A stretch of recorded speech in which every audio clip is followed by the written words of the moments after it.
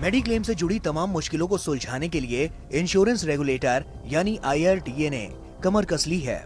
आने वाले दिनों में अस्पताल मरीजों को मेडिक्लेम पॉलिसी के बहाने से नहीं ठग सकेंगे। साथ ही मरीज भी फर्जी क्लेम के बहाने से इंश्योरेंस कंपनियों को चूना नहीं लगा सकेंगे। सबसे पहले तो IRDA ने मरीजों की डायग्नोस्टिक से जुड़ी चिंता को दूर करने का भरोसा दिया है। दरअसल भारत में ज्यादातर लोगों का मानना है कि निजी अस्पतालों में गैर जरूरी डायग्नोस्टिक को बढ़ावा दिया जाता है। इसी वजह से IRDA देश में सख्त हेल्थ प्रोटोकॉल बनाने की जरूरत पर जोर दे रही है। इसमें इंश्योरेंस कंपनियां, TPA और अस्पतालों को साथ आकर एक दायरे में काम करने की जरूरत होगी।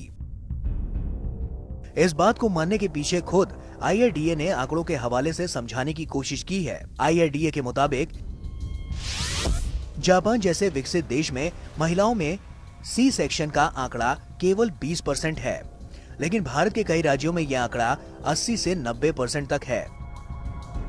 जानकार मानते हैं कि देश में हेल्थ रेगुलेटर की कमी है, इसीलिए हॉस्पिटल्स की क्वालिटी कंट्रोल पर काम करना जरूरी है। अस्पताल को खुद आगे आकर सही डिस्क्लोजर देने के लिए राजी करना होगा।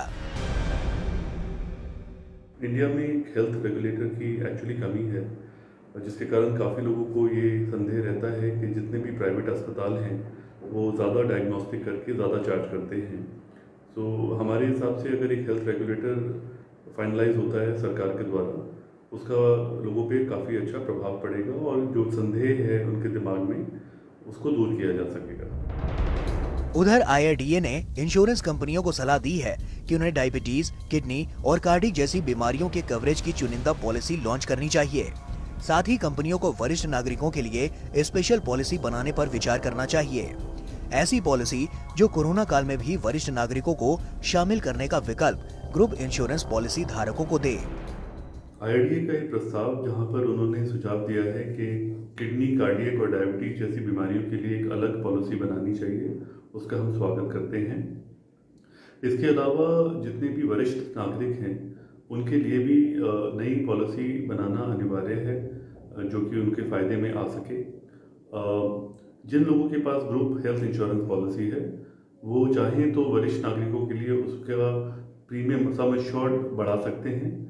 उसमें कोई वेटिंग पीरियड का क्लॉज नहीं होता, जो उनके लिए फायदेमंद हो सकता है।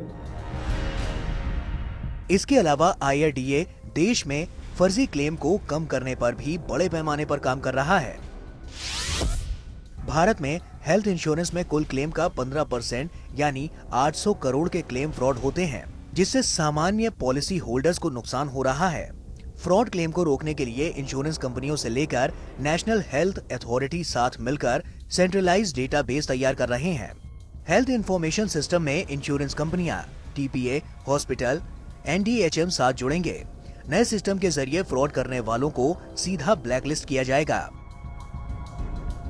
इंश्योरेंस रेगुलेटर फ्रॉड क्लेम रोकने के लिए कई बड़े कदम उठा रहा है और देश में एंटी फ्रॉड कानून बनाने की जरूरत पर जोर दे रहा है।